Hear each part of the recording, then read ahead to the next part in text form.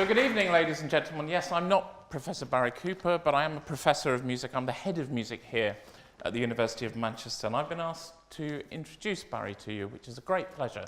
Before I do that, I'm just going to outline roughly what's going to happen. So Barry's going to give a presentation lasting about 40 minutes, and then we'll have about 10 minutes for questions at the end. So if you could please save all your questions to the end, there'll be plenty of time for Barry to answer them then. I've also been asked to tell you a little bit about the music department here at the University of Manchester. So we have been consistently ranked in the top 3 universities for music for probably about the last 10 years. We have about 100 concerts in this building per year. About half of those are given by our students. We also have a resident string quartet, the world-famous Quatuor Danel. If you're interested in any of those things, there are brochures in the foyer. We have a reputation for innovations in composition, for the breadth of our research in ethnomusicology and musicology, and for our focus on cultivating the very best in young and emerging performers. Our culture of performance and the diversity within the performance curriculum that we have is one of the things that sets us apart. So within music here at Manchester, you can find everything from Renaissance singing to a Baroque orchestra, string quartets to orchestras, chamber choirs, opera, musical theatre. We have a klezmer ensemble, a gamelan ensemble. We have a jazz band. Actually, we have 3 big bands now. And we also have things like electroacoustic music, in which we have an array of 64 speakers, which we diffuse sound around auditoriums. So a lot of different aspects of music going on here. And all of our teaching takes place within this venue, the Martin Harris Centre for Music and Drama. And in fact, I give the very first lectures that our first years receive in this very room on Monday mornings, where they get to have their crash course in harmony, in which I take them through Barry's edition of Beethoven sonatas. So I now have the great pleasure of introducing Barry to you. And to do that, I'm going to tell you a personal anecdote, if I may. When I was about 12 or 13, I was a Beethoven nut. I knew I wanted to be a composer. I was obsessed with Beethoven. And I came across this Beethoven's 10th Symphony. Now, I was educated enough by that point to think, wait a minute, he only wrote 9. What's going on 10? And I discovered that there was this guy called Barry Cooper who'd had the audacity to complete Beethoven's 10th Symphony. I listened to it and thought, actually, this is really rather good. A few years later, I went to university and I knew I wanted to become a composer, which is what ended up happening. But I found that there was not very much written about how composers actually go about the process of composition. There's lots written about, why the music is great and how perfectly constructed it is and all of that, but there were no books that actually tried to work out how they did it. The very first book that I bought as an undergraduate when I went to Exeter was this one, which was a book by Barry Cooper called Beethoven and the Creative Process.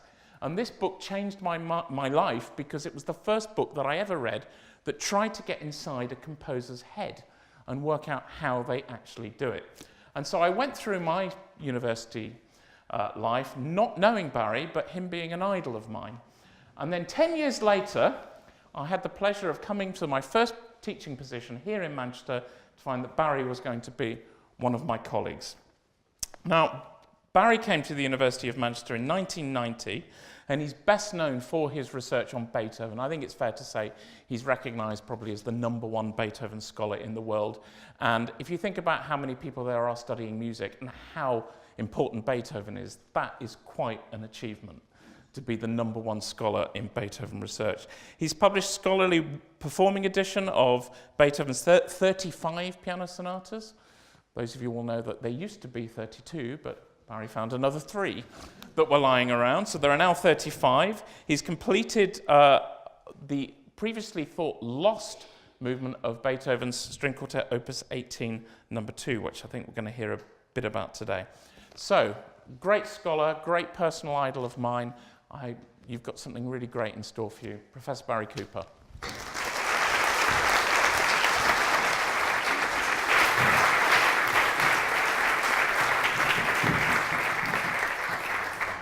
Thank you very much, Camden. It's very kind of you for your kind words Thank you. I'm delighted to be here to address you all in the whole question of reconstructing Beethoven, as it says as the title of my talk. So just let's remind ourselves, first of all, who Beethoven was. We all know that he's a great composer, arguably the greatest ever. Some people dispute that, but everyone accepts he's one of the greatest ever. Remember, he was active in the late 18th and early 19th centuries, working mainly in Vienna. That's where he moved to in 1792. So all his main works were written in Vienna. He came from a sort of musical background. His father was a professional singer. His grandfather was a sort of Kapellmeister, they called it. In other words, he ran the music in Bonn, which is where Beethoven was born. And Beethoven moved to Vienna to study with Haydn. He was first of all studied with Mozart for a short while, and then he studied with Haydn for a bit longer, about a year or so. And Mozart and Haydn are the two main composers influencing his style, but he developed a long way beyond their style. As you know, he wrote 9 symphonies, as we heard. He wrote 35 piano sonatas, as we heard, about 17 string quartets, 1 opera, or arguably more than one, and various other works as well, which I won't need to go into at this stage. So he established himself very much as one of the leading composers very quickly. First of all, established himself as a leading pianist. He was an exceptionally good pianist, particularly good at improvising, making up tunes on the spot. And then he also established himself later on as a composer. As you'll know, he went deaf at a fairly early age. He started to go deaf when he was about 26 or 27 in 1797 or so, and his deafness progressed in the course of his life, so that by the time of 1815 or so, he was profoundly deaf. He never went absolutely completely deaf. He still had ear trumpets, which wouldn't have been any use if he was completely deaf, but he did go very nearly completely deaf by the 1820s, and he died in 1827, not able to hear very much. But the very last thing he heard was a thunder from a thunderstorm, which he responded to immediately before he died, so he clearly could hear something. It had to be very loud just before he died. One of the ways in which he was outstanding and noted in his own day was the way he went about composing. As Camden said, he went about composing in a very idiosyncratic way by making lots of rough drafts and sketches, as we call them, musical sketches. Little one-line drafts, often just a few bars long, sometimes a draft of a whole piece, but just a sort of melodic line without any harmony. Other times he sketched the harmony and not the melody. But he did all these sketches, and the sketching process became more and more elaborate during the course of his life. So in his early life, he was just sketching on odd scraps of manuscript paper. When he moved to Vienna, he thought his sketches were so important he took a huge batch of paper with him, probably about 400 leaves or so. It was quite a lot to take with you if you're going off to Vienna. Then by 1798, he was deciding these scraps of paper getting all too messy and all over the place. So he started using actual sketch books, little manuscript books. He'd work his way through writing sketches for lots of different pieces, all in the same book, sometimes several pieces on the same page. Then by 1815, he was deciding that these books, which he was using on his desk beside the piano, he'd get an idea on the piano and write something down in his book. Other times, he would just get some ideas and write something down on the book without going to the piano. But he used to like to go on long walks outside, and he found taking a big manuscript book and inkwells and pen and so on was too cumbersome. So he took to folding the pages in half and just sticking them in his pocket and then taking a pencil with him and making notes while he was on his walks. And then when he got back, he'd make a few more notes. So from 1815 onwards, we have these pocket sketchbooks alongside desk sketchbooks, alongside loose sheets of manuscript paper. Each work might be sketched in all 3 places in no particular order, and you might get several different works on the same page. And of course, he knew what pieces they were, but we don't necessarily know. He didn't say what they were, so we have to sort of recognize a melodic line and think, yes, that's a sketch for such and such a quartet or symphony or whatever. And other sketches, we say we don't know what that's for. He obviously didn't use that one in the end. So these sketches are particularly difficult to read. We have a visualizer here. If we can turn our attention to a visualizer, this is what a typical page looks like.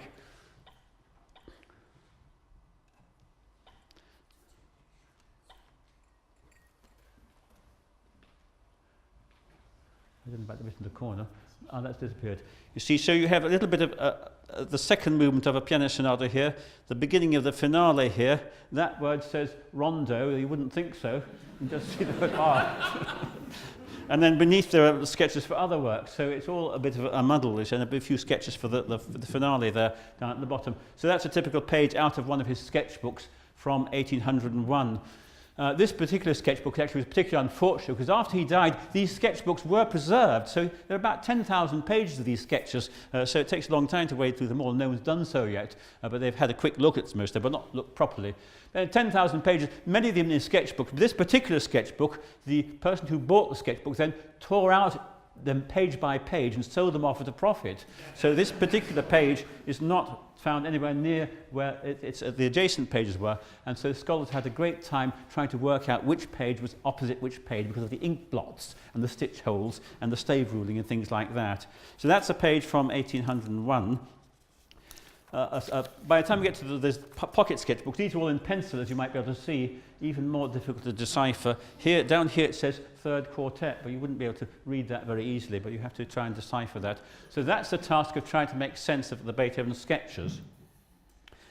And so I spent a lot of time looking at these sketches in preparation for that book which Camden mentioned, and this was the basis for my studies of Beethoven creative process.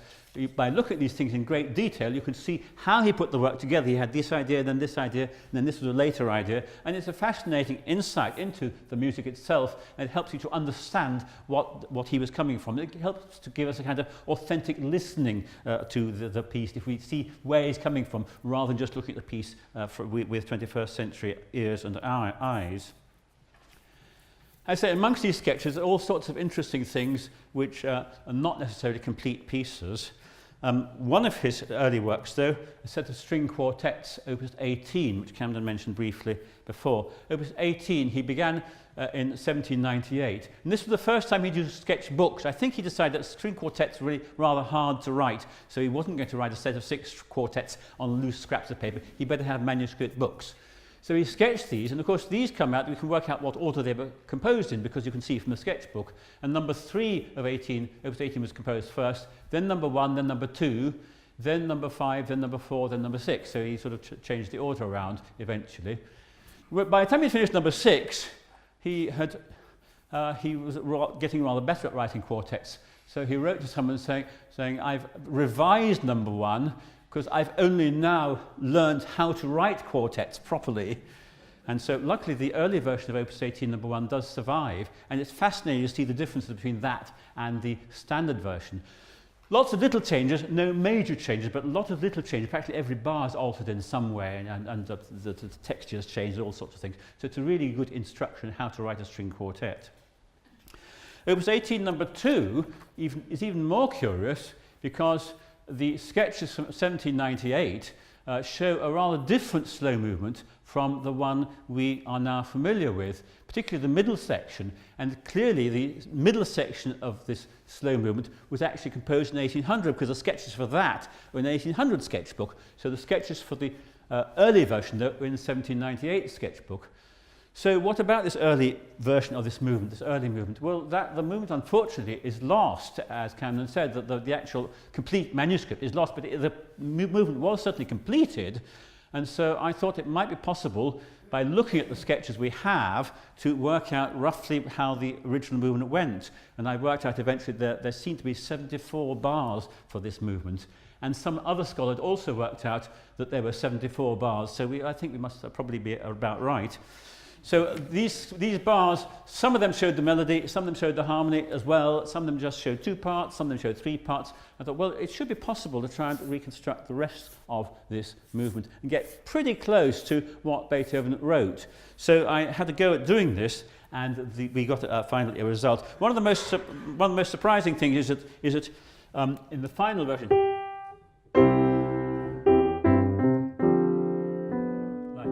but in the earlier version, it's actually 4 beats in a bar rather than 3. And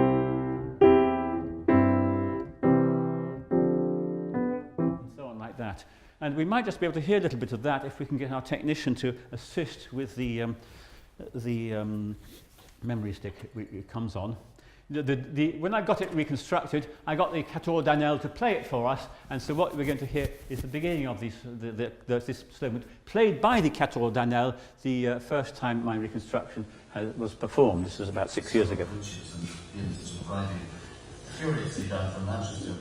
This was broadcast on the radio. This was given by the Quatuor d'Anel, and here it is.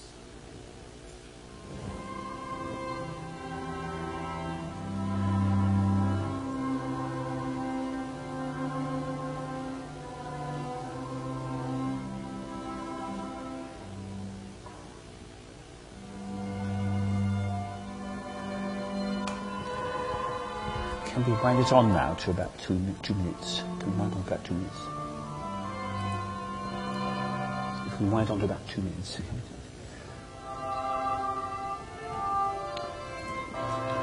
Just a little bit further, bit further. That's right. Bit further, yeah, about that. A bit further. That's right, yes.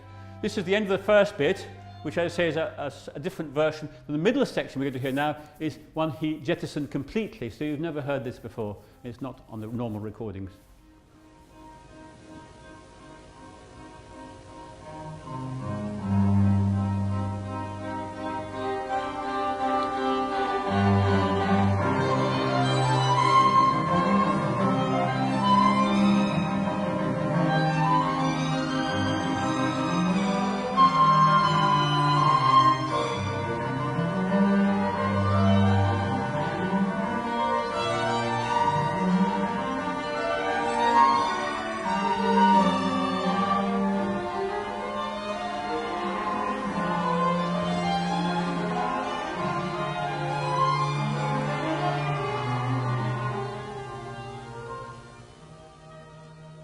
And bring it back to the original tune, but in a different key at that point. So I say very different from the version we normally hear. In the final version, he jettisoned all that lot and had a very fast middle section in the middle of the slow movement.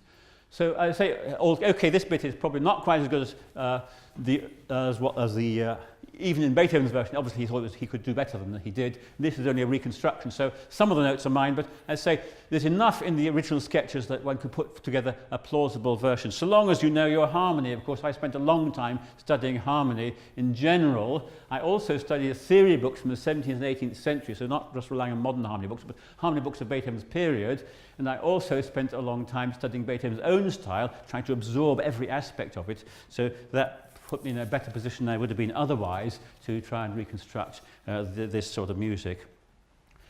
So that was 1800, I say, when he finally jettisoned that work, but that particular version was the 1798 version, which was probably played 3 or 4 times at the time before being replaced by the new version.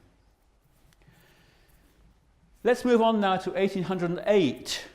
Now in 1808, Beethoven had recently completed his 4th Piano Concerto, and he published it, but he hadn't actually performed it in public. So he was then given a chance to give a concert of his own. This was an enormous 4-hour concert, including the 5th and 6th symphonies, and parts of the Mass in C, and the 4th Piano Concerto. And he was going to play the solo part. He could still hear sufficiently well that he could play the solo part himself, so he did. But he decided he wouldn't just play what was published already. He's trying to improve on the version he'd already published. So the version we normally hear is just a standard version, but he decided to improve on it. He got the manuscript, and it was a nice, neat copyist manuscript, so he could read easily enough. He put lots of little scrappy notes all over it, showing as a kind of mnemonics for what he was going to do. And these notes were described as indecipherable or largely indecipherable by other scholars, so I thought I'll see if they are indecipherable or not. So I had a good look. I went off to Vienna to have a good look at it, and I managed to decipher all the indecipherable notes. And that way I was able to reconstruct more or less what he appears to have played in 1808. Obviously, I wouldn't have got every note right, and obviously he may have made a few mistakes anyway. He may have changed his mind at the last minute. However, what I've got then is the version he intended to play. And I find it very interesting, actually much more virtuosic and much more sparkly and exciting, I think, than the standard version. The standard version is lovely, but I'm always slightly disappointed when I hear the standard version, when I know what it could have been like in this new revised version. The sort of thing he does is he makes things really difficult for himself, just partly to sort of make the piece more virtuosic. There's one bit where it goes like this in the standard version.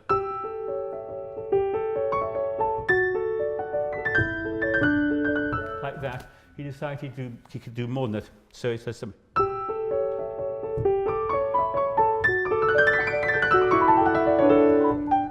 Like that.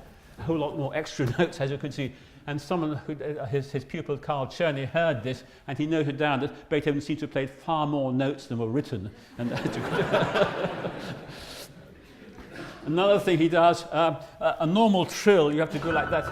Well, if you make it more difficult, you have to play another note as well, like that.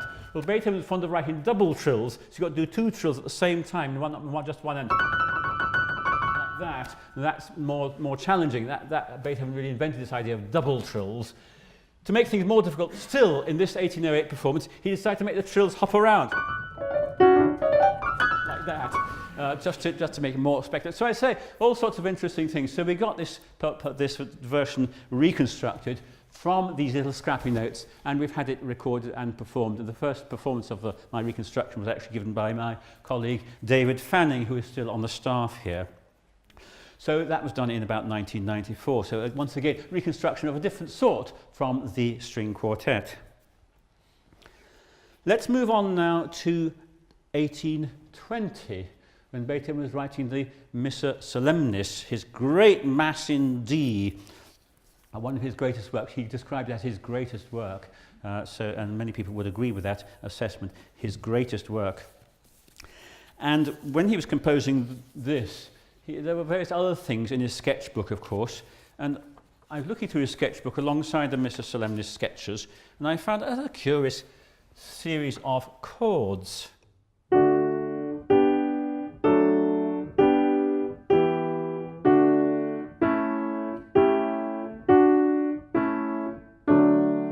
On earth that, I thought, just a series of chords, and the editor just described a series of chords.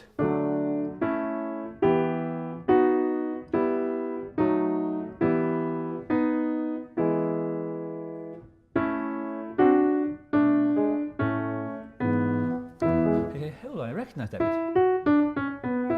That's a bit of plain song, isn't it? I recognise it straight away as being from the famous plain song Pange Lingua, or Tantum Ergo. And what Beethoven seems to have been doing, therefore, was planning to have this little plain song with his own harmonisation performed at the same ceremony as his Mass in D was going to be performed. So he wrote this thing out. It's clearly not copied from somewhere else, because the harmony, he actually alters the harmony along the way several times. He's obviously composing it at the time, and he's writing the harmony in the hope that this might get played or sung rather at the service where the Mass in D was going to be performed. Various other things led me to the same conclusion. For a start, he's transposed to a very odd key. He's transposed to B minor. It's normally in A minor or D minor or E minor. He puts in B minor, which is exactly the same key as the Agnus Dei in his Mass in D. So he's obviously transposing this thing to fit with the Agnus Dei of his Mass in D, which would make perfect sense. And so the other thing which caught other scholars out, the first phrase of the plain song is not there. And that's why no one else recognised it, I think. It was the first phrase you might recognise, but if you start with the tune with the second phrase, it's not so obvious. Another problem is that tune's got several different versions, so you might know one version and not recognise the second version, which is what happened when I saw the beginning of it. But when I got to the third or fourth line, I thought, oh yes, I know that. So what we did then, I say the first line was always sung solo by the priest, and therefore he didn't need to harmonise this. And it's only the second line onwards where everybody joins in, so that's why he needs to harmonise this. So we reconstructed this and got it performed once again, and you can hear it on YouTube if you want to. If you Google the right things, you can easily find the performance. It's very strange, because in those days, in basically they sang plain song very, very slowly indeed. About that sort of speed. So that's how we performed it. And nowadays, of course, you perform it much quicker. But in those days, they perform it just like that. As in Berlioz's Symphony Fantastique, which some of you may know, there's a plain song in that. And again, it goes at the normal speed that they did in those days. Like that, he does it. That's the sort of speed. And Berlioz was just imitating what normally happened in church in those days. So we performed our Tantum Ergo at that speed. So this was a different sort of reconstruction. Again, it's something I just saw, a series of chords, recognised what it was, and so we were able to perform it. So we have really a new work there, because Beethoven hadn't written any hymns apart from this one. This is the first time we found Beethoven actually composing a harmony to a hymn. And he wrote very little church music as such. He wrote these two masses, and that's about all. So here we have another piece, and he was actually expressing a great interest in plain chant at the time. And he said, he noted down in his diary, go through all the plain song and plain chants of the monks to get true church music. So he obviously felt what we have here is true church music. So once again, interesting reconstruction which people hadn't recognised before. Let's move on to 1822 now. In 1822, Beethoven was rather short of money. He was trying to pay for his his nephew's school fees, which were quite high, and he had enough money to live on himself, but he didn't have enough money for the fees, so he had to try and sell as much as he could. So one idea was to dig out some old pieces and sell them off as bagatelles. So he put together a batch of bagatelles, and he decided when he put the batch together, he better revise them perhaps a little bit. One of the bagatelles he discovered was the Für Elise, which we all know.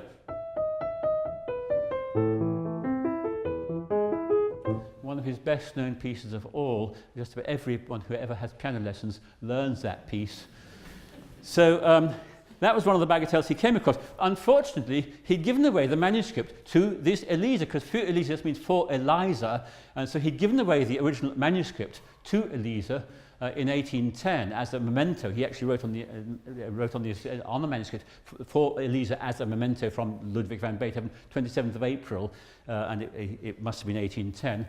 Who this Elisa was is still in dispute because it wasn't found in the property of anybody called Elisa, but it was found in the property of somebody called Teresa, Teresa Malfatti, and I think he was using Elisa as a kind of sort of code word for her name. He liked to sort of substitute other names. He didn't want to make it too obvious who the present was for, so he wrote Elisa instead of Teresa. It can't be simply a misreading, because the manuscript did say Elisa quite clearly. The original autograph score, as I say, which he'd given away, has since disappeared altogether, but not before it was copied in the 1860s, which is how everybody knows it. What Beethoven had left, though, in his own possession, was the rough draft, the sketch. And this sketch was actually, most of the piece was written out in this rough draft, but in 1822 he decided he would revise it. So this famous piece we know as Für Elisa, Beethoven didn't think was all that good. He thought he could do better in 1822. So he went through it, altering it in pencil.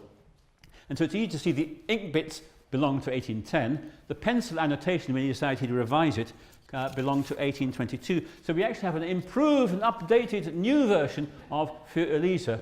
And it was rather difficult to make sense of these scrappy pencil notes, but I did what I could and trying to work out exactly what he intended.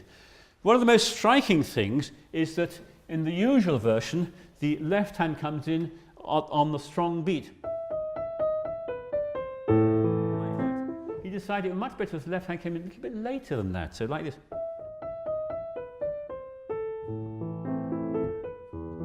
And it could go a bit lower as well, like that. So that's the version he altered it to in 1822. And I might just play you the whole piece, it doesn't take very long. I'll play you the whole bagatelle in this new 1822 version. This is the version you've probably never heard before. And if you know the piece, you'll think, hey, you've got that different. Or you'll recognise one bit, you think, that's slightly odd, that, in a different order, one or two new bits, and so on. But I'll just play you the whole piece in the 1822 version. It goes like this.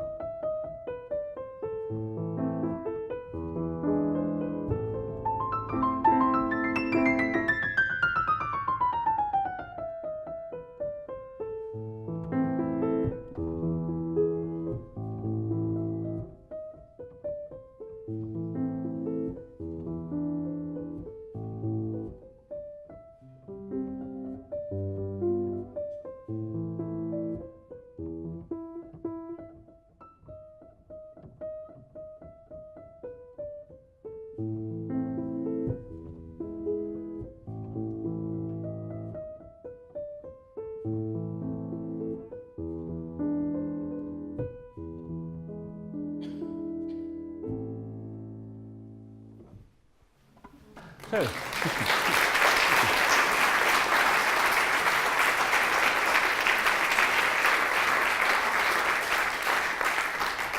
so mostly very familiar, but a few twists and turns here and there, which Beethoven thought was an improvement. Unfortunately, that version never got into print in the end. He got different bagatelles instead, so he never used that one, and it lay dormant until it was resurrected, I say, and I managed to reconstruct it as best I could in about 1990. Moving on then from 1822, that was, also in 1822, he was trying to write two symphonies, mainly the Ninth Symphony. He was also starting to get ideas about the 10th Symphony. And then in 1824, 1825, he's getting some more ideas about the 10th Symphony. But nobody knew how it went because he never finished it. And so there were these legends sprang up in the 1830s, 40s, 50s. Beethoven was planning to write a 10th Symphony. The sketches survived. And Beethoven actually wrote to someone not long before his death saying, I can offer you a 10th symphony. This is the Philharmonic Society in London. They'd send him £100 because they heard he was short of money. He sent him £100. So he said, well, thank you so much for that. I can send you a new work, either a new overture or a new symphony, which lies already sketched in my desk. So he had made some sketches, but the question was, where were they and how many sketches had he made? And nobody knew the answer. Now, the sketches for the Ninth Symphony, of course, we know how the Ninth Symphony goes, so if you see a sketch which matches that, that's not too difficult to identify. But with the 10th Symphony, you don't know what you're looking for, so you're not likely to find it. So various people had looked for it.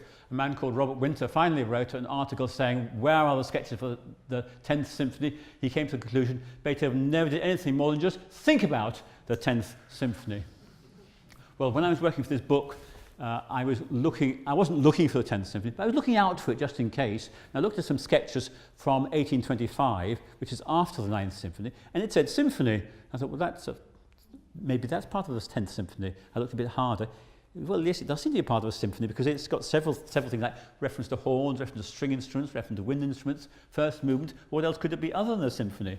So, but it's a very peculiar piece because it's the first bit's in E flat major and slow, and the next bit's in C minor and quick. It doesn't usually do that. It's a very weird thing to do. Maybe this isn't right, a symphony. So I was convinced anyway that I'd found bits of the 10th Symphony, but could I convince anyone else?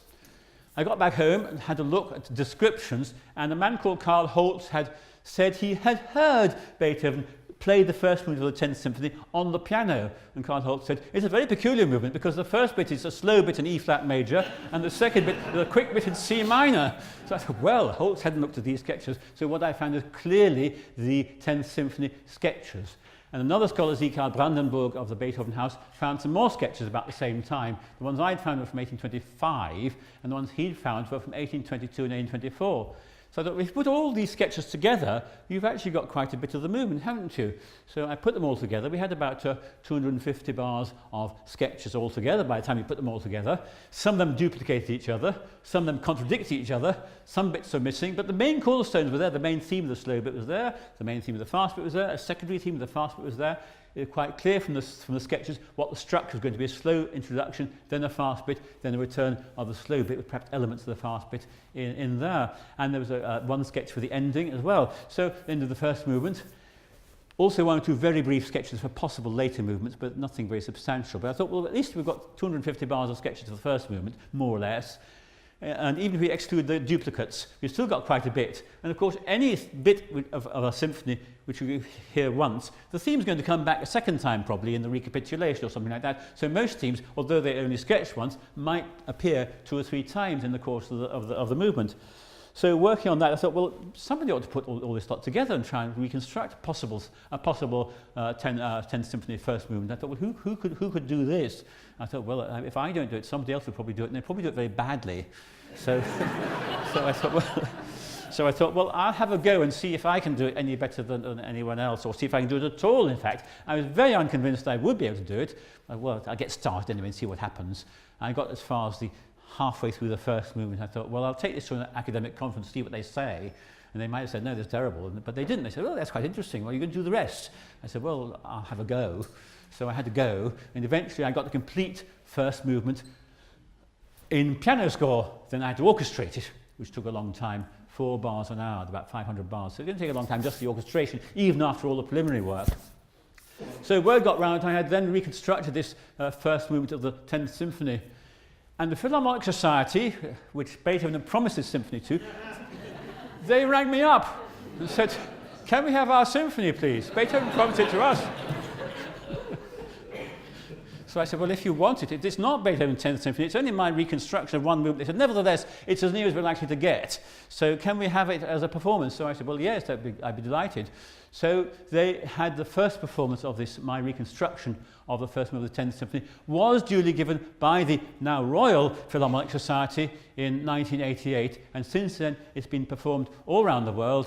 Recently I was in Argentina where they're performing it for the first time. It's never yet been performed in Manchester, I'm afraid, but maybe that Manchester turn will come eventually. But up to now it's been performed in Tokyo, in Caracas, in various parts of other countries, lots of places in Spain, in Melbourne, and so on. So I thought you might like to hear some of this. You heard a bit of it actually as you were coming in, but you probably weren't paying any attention to it. So we might just hear a little bit of how the reconstruction of I wasn't quite sure what to do with the first 2 bars actually. There was clearly meant to be some kind of introduction, and I had to use a slightly earlier sketch, which doesn't belong all that well. But in fact, in terms of musical substance, it belongs extremely well. In terms of the notes it uses. What I found having reconstructed this movement, I thought, what's this movement all about? Is it different from any other? And I realised that it seemed to sort of suggest, the slow bit seemed to sort of suggest a kind of celestial, sort of ethereal heaven, as it were, and the fast bit was rather impetuous and anguished and sort of life on earth as opposed to life in heaven. And people had always suggested something similar for Beethoven's last piano sonata, where we have what they regard as sort of life on earth. Whereas the second movement. And there's no evidence that Beethoven did think of it that way, but he could have done. That's one way of interpreting it. But with the 10th Symphony, I thought, well, maybe this is about heaven and earth as well, because after all, it was going to be his last symphony, so maybe he's thinking about his way to heaven. And sure enough, amongst the sketches, a little comment, come, take me away to transfiguration. So it's about the individual artist, me, as opposed to the 9th Symphony, which is about the whole world, the universe, beyond the stars. The 10th Symphony is about the individual, the composer, who is contemplating death. Transfiguration means life after death. So this is indeed what the symphony is about, life after death and transfiguration between earthly life and heavenly life. And the other thing I found was that we start off with this note here, and that sort of, it can either go down or can go up. And one is sort of resignation down to earth, sort of farewell, and the other is sort of aspiration. And in one of Beethoven's arias in Fidelio, he actually uses those 2 patterns in that sort of way, one going down, sort of shows how sad it is, the other looking up towards heaven. So once again, so what we find then is there's a duality in the structure, because you've got the slow and the fast bit. There's also a duality of motif, because one goes down and the other goes up. And the only way you can connect the motivic duality to the structural duality is by non-musical means, the concept of earth against heaven. So I find it absolutely fascinating that you could actually relate the 2 together. And the other thing is, he doesn't actually have that theme at the beginning. He teases you by having everything except that. It goes up. And when it does go down, it goes down a bit too far. It's only just before the end that you finally get the farewell theme. And at the same time, the last 3 notes of the thing are the only sketch does actually. So he's actually finishing off by resolving those motifs which are previously unstable. Previously it goes again up, it goes a bit too far or gets distorted. One of the versions goes, so instead of going, it goes distorted version. Instead of going, it goes, so he has the 2 simultaneous but distorted versions. Only at the very end do you get the 2 themes reconciled and in their pure version. So it seems to me quite an amazing piece, and I didn't discover this until after I'd done the reconstruction. So I thought my reconstruction must be on the right lines, because these ideas are inherent in the sketches themselves, but they aren't easily noticed unless you do the reconstruction. So I thought we might just listen to a little bit of this, if I can get this thing to work. This thing doesn't like being left on, so it switches itself off. And once it switches itself off, it doesn't come on for a while. And then there we are, switched on there. There we are. There we are. Now, we're okay. Right, now if I just play the first bit and then we'll wind on to sort of a little bit further on.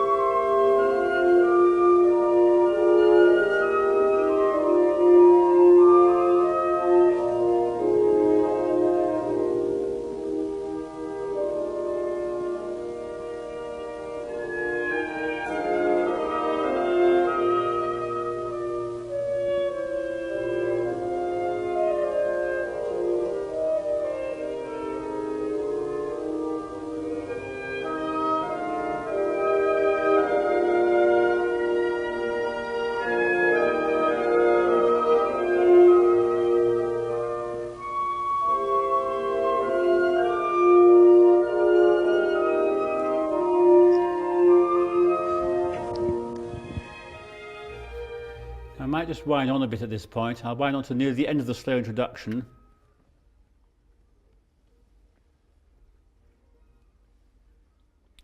Somewhere about there, shall we say.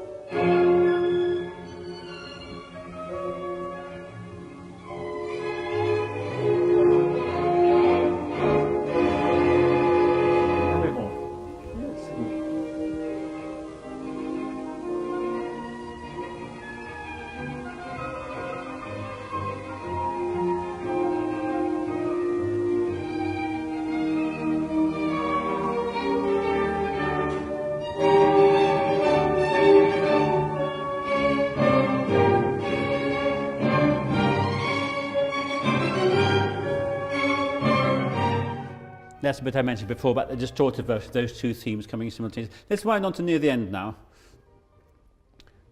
So that quick section goes on for quite a while, and then we get onto the reprise of the slow section with extra decorations and more elaborate than before, and echoes of the fast bit in terms of rhythm, but otherwise it's sort of just settles down just at the very end, as I say. So we'll just hear the last sort of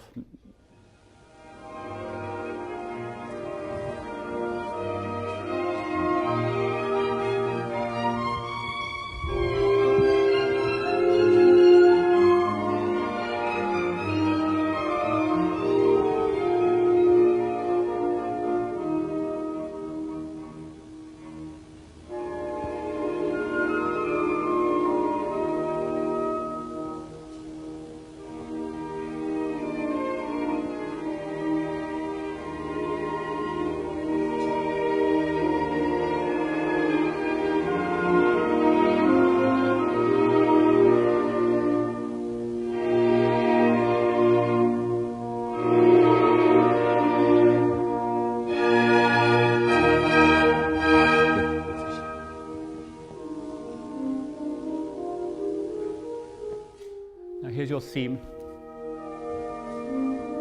Finally going down.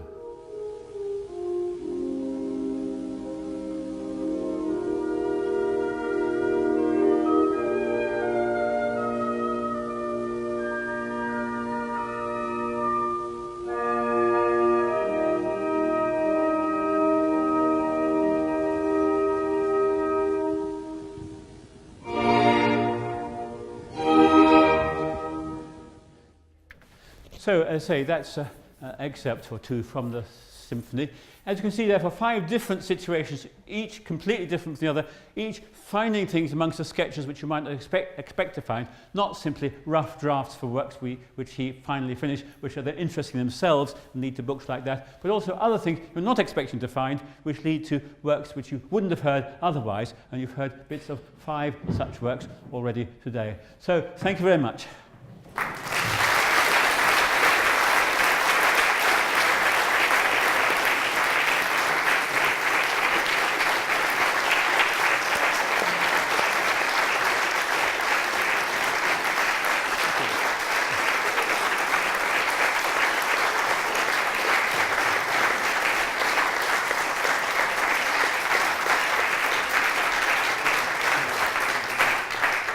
I think we'll all agree the sort of fascinating journey through Beethoven's creative process, but also your own creative process in dealing with Beethoven's. I love that story about the Philharmonic Society phoning up and asking for a piece they'd paid for 200 years ago. It's absolutely brilliant. We have about 10 minutes for questions, and we have some roving microphones, and I'm sure you're happy to answer some questions. Of course, yes. Anything you like. So if you have a question about Beethoven, there's no one better to answer it. So we have a question here. If we can wait until the mics find their way. Yes. I hope I'm right in saying the Beethoven's late quartet was Opus 135, I believe. That's his last quartet, yes. And it had a little comment in German. Must it be? It must be. I tried it. Es muss sein. Any idea what that means? Well, it's a broad philosophical question as well as arising from a particular situation. A man called Ignaz Dempscher didn't attend the first performance of one of the earlier earlier late quartets, the previous, a month or two earlier.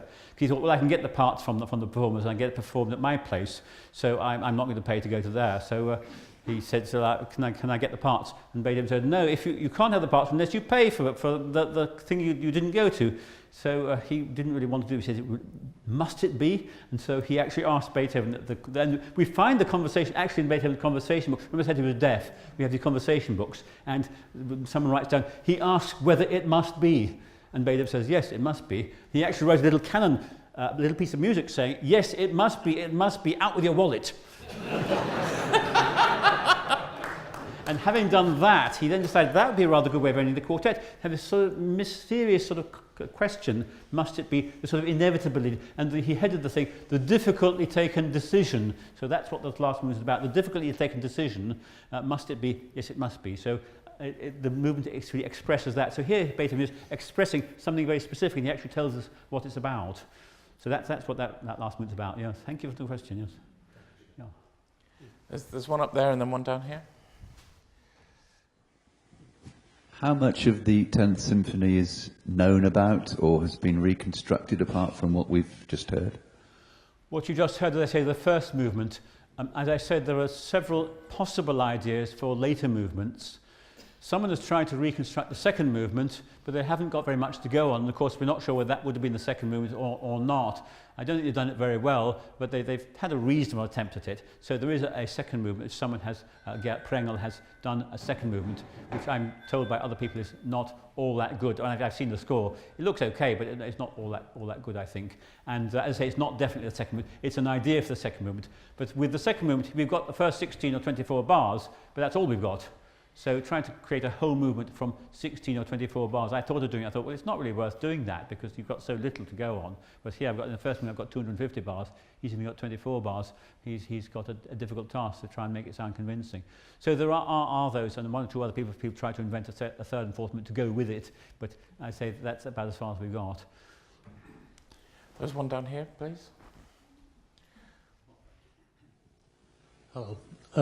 Thanks for the fascinating talk. Could forgive me if this is a little bit of a hypothetical question, but I'm intrigued to understand, and so, as somebody that would know Beethoven's mind and musical mind more than anybody else, perhaps, how do you think Beethoven himself would have viewed the concept of reconstructing unfinished works as such?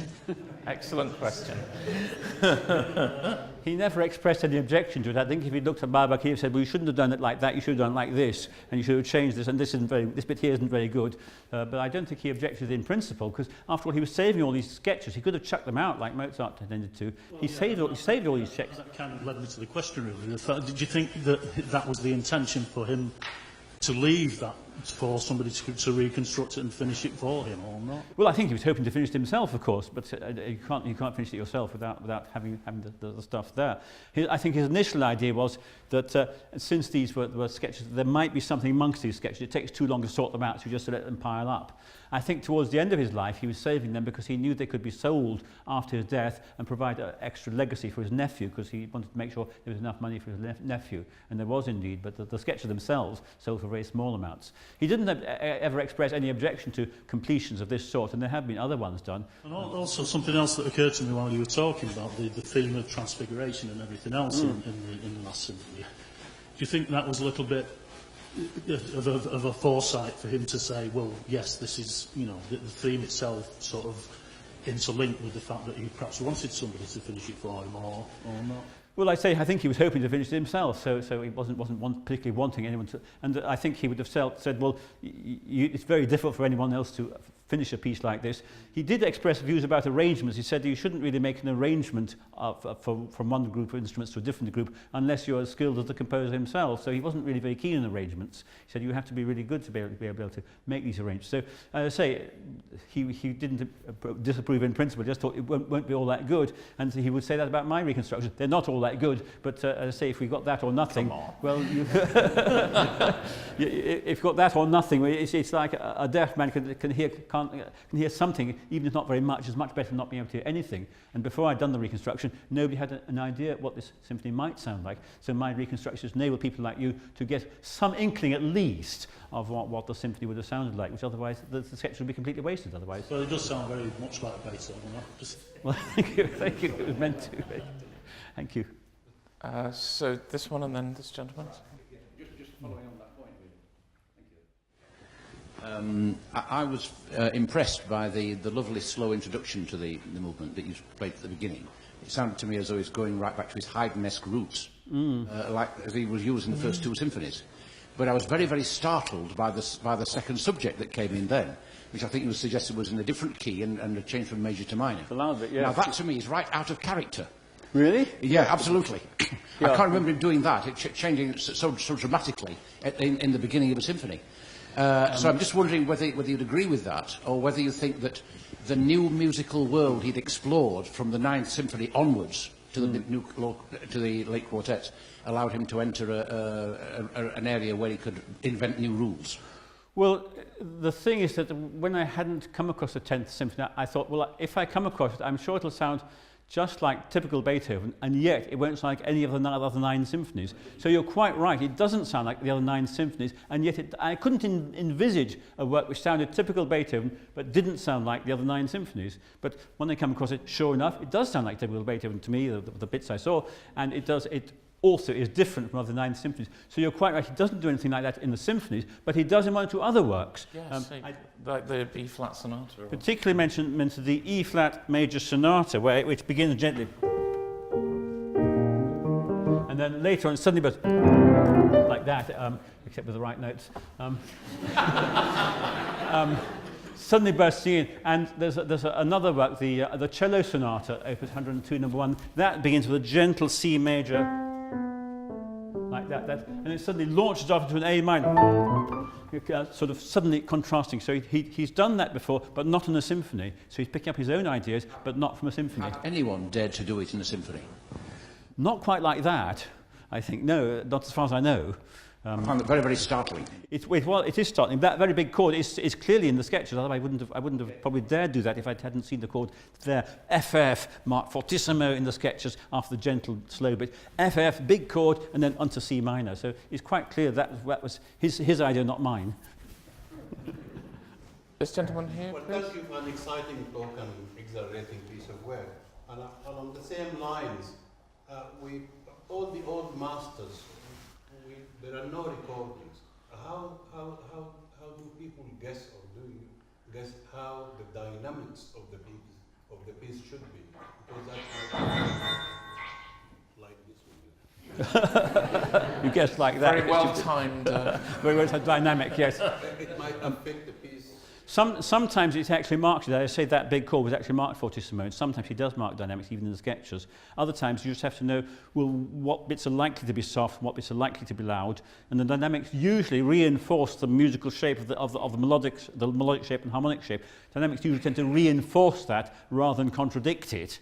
So if you've got the melodic shape, you can see what the dynamics are likely to be. So you work on those principles. But some of the dynamics obviously have to be, you just have to guess. But as I say, if you have a sense of style, you know where the dynamics are likely to come. Just the same with the harmony or the orchestration. You have to sort of know what's likely to happen and work from on that basis. So as I say, some of it is guesswork. Yes. Probably two more. Sorry. Did you want to?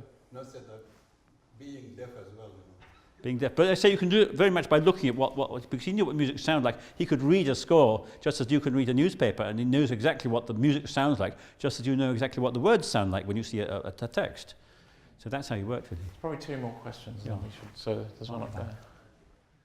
As you mentioned right at the beginning, Beethoven is one of the greatest, if not the greatest of all time, in my opinion. I'm sure, I know many here and many around the world would agree. You've got some magnificent composers, Mozart, Chopin, etc., etc. But what is it about most of Beethoven's music, not all, but most, that moves us all so much? A very difficult question. Yeah, it's an interesting one. I think partly he first of all, he's emotionally very deep, and he covers the entire range of human emotion more intensively, I think, than most composers. He ranging from the absolute exhilaration, the ode to joy, things like that, to the absolute despair in some of the other works, and every other emotion between, even sometimes in a single work, like Diabelli variations, he's ranging from one emotion to another very quickly. So he's got this incredible intensity of emotion, which you don't find in every composer. You do in some, but not all that many. And he's also got the tremendous sort of technical accomplishment of knowing how to manipulate notes. The actual technical skill he shows is quite incredible, and when one starts analysing it, as musicians like Camden and I do, we only then begin to realise just how good it is. I mean, everyone knows Beethoven's a great composer. Not many people realise just how great he is, and when you start exploring it, you realise how much better it is than you ever thought it was, because there's so much more in it. So it's all that as well. Plus, I'd say there's a combination of the deep emotion and deep technicality, plus the sense of originality. He's always so inventive. And he once said, the best thing of all is the combination of the surprising and the beautiful. Now, some composers write beautiful music, and some composers write surprising music, but it's very difficult to write surprising music, which is also still just as beautiful as the unsurprising music. And so that's another way in which he shows himself to be one of the greatest, if not the greatest. It's all those features combined in one composer, plus the way he ranges across just about every genre, from opera to folk song setting and everything in between.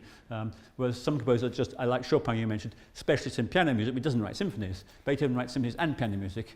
So it's all those things combined, I think. Whichever genre you pick, there's Beethoven sitting there as a major figure. If I may follow up, two titans of music, Mozart, Beethoven.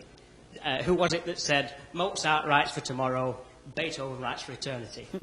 Yes, well, Mozart was often writing for today, but also for tomorrow. But Beethoven... I can tell you as a composer that Beethoven is terrifying to confront. I mean, it's just got the whole world in it. Was there another question? I thought there was another one. May I ask one? Yeah. Why haven't we heard this in Manchester? Well, our students could play that. Our students haven't offered to play it yet, basically. Well, let's make them play it. We're in charge. And a question for you: if we were to play this, should we come back in a year? Would you all like to come and hear it? Thank do you. it. Well, yeah, do, yes. Get them to play it. Well, they asked me which Beethoven symphony they should play next year, and I said, well, you could play any of them, but how about number 6? Or you could even have a go, you could even have a go at number 10 if you want to, but they said, no. So let's all come back in a year or something, and we'll do this again, and you can hear our students play it. Thank you very much, Barry. I'm sure you'd all like to join me in saying Thank you.